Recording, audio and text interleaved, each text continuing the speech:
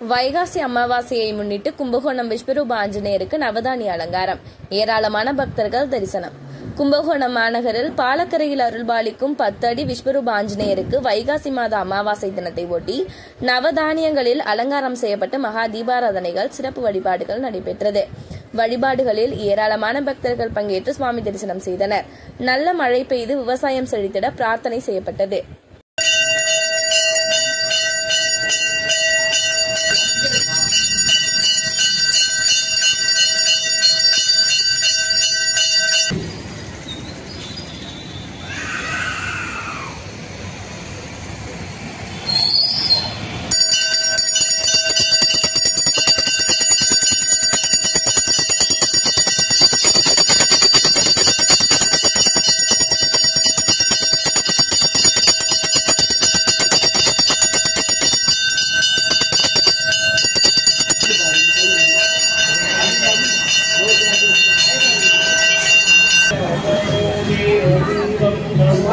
Thank you.